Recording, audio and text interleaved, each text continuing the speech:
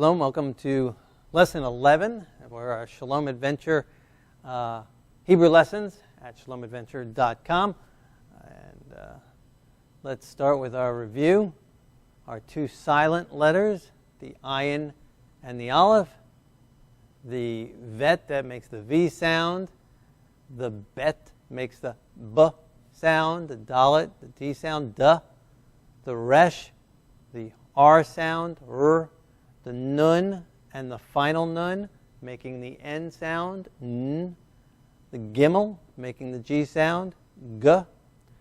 The yud making a Y type of sound.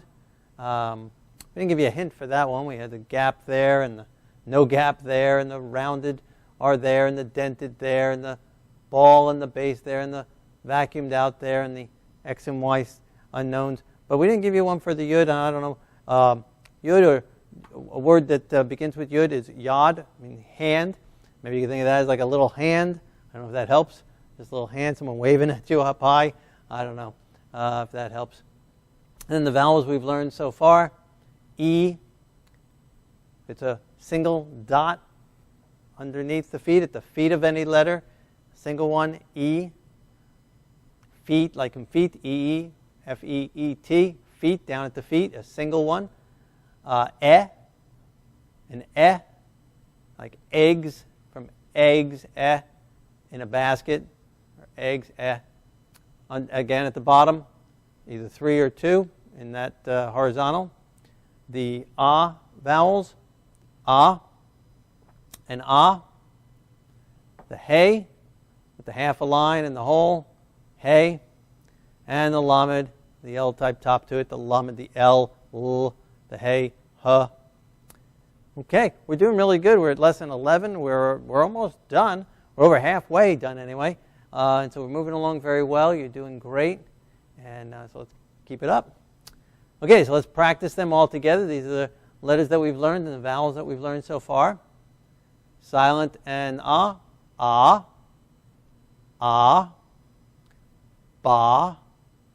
va, da, ra, na, ga, ya, ma. Very good. I know some are zooming fast more than others, so in your mind, go through it twice, whatever. Okay, the vowels here, and ba, va, de, re, ne, ge, ye, me. Okay, now our E vowels. E, B, V, D, re, ni, gi, ye, me. Okay, and now various different vowels with the 2 letters that we learned last time. He, li, he, le, ha, la, ha, la. Okay, very good. Right, so our hey and our lamed. Okay, a new vowel that we're going to be learning. It's a silent vowel. If it's 2 dots straight up and down underneath a letter, it is silent. And I don't have a memory thing for that. I don't know, maybe someone here can help us and come up with something, but just silent underneath any letter. Doesn't matter what letter, it's a silent vowel. You might say, well, why do we need a silent vowel? Well, there might be lots of reasons. One reason I can think of is then it helps to remember our rule for syllables, just like in English.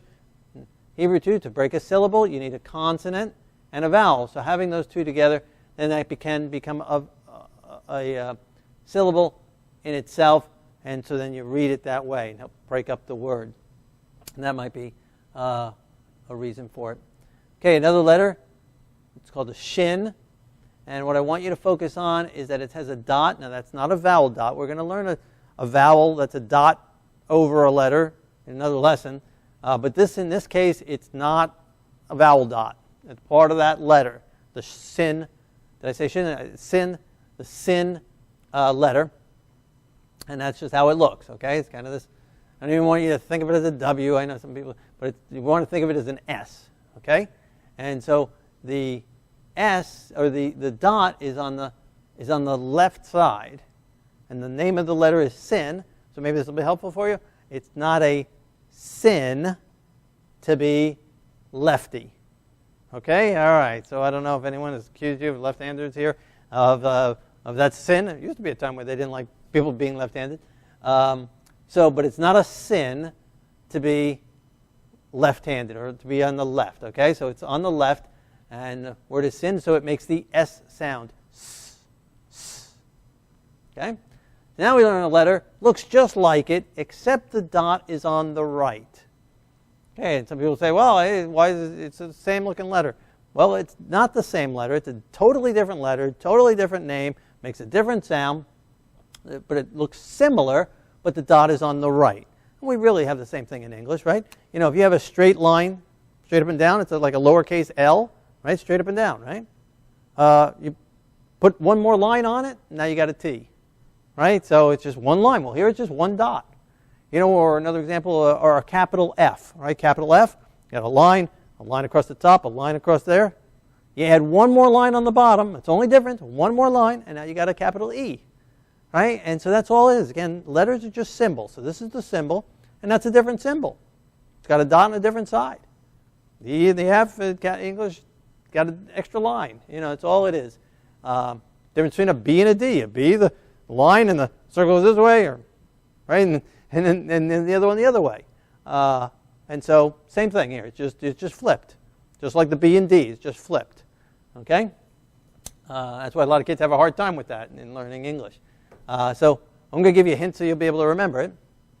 All right, we learned not a sin to be lefty. The shin makes the SH sound sh, sh, like sh.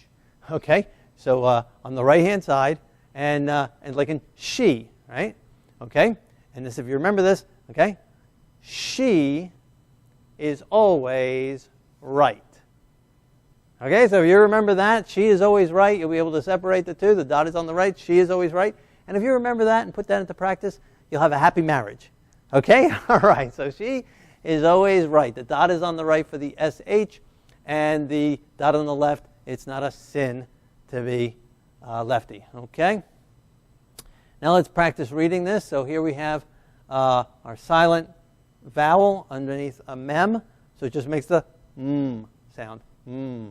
Okay? Just the M. And that, in a sense, is a word when you have it never by itself, but as a prefix at the beginning of a word, it means from. Okay? So from whatever. Okay. The sin on the left-hand side, and the resh, rounded R sound,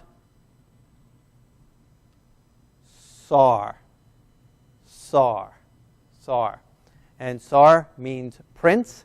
It's really the root center of Israel, Israel, so prince. And that is what God said to Jacob when he changed his name from Jacob to Israel. You shall no longer be called Jacob, but you will be called Israel. For as a prince with God and with man, you have overcome with God and with man. As a prince, you have overcome with God and man. So he is the prince, Israel. He became a prince with God. Right? And so we have Sar Shalom, term Sar Shalom, Prince of Peace. Right? And so the Messiah is the Prince of Peace, our Sar Shalom. So Sar being prince. And like I said, the center of Israel, Prince of God. Right? So the Messiah is the Prince of God.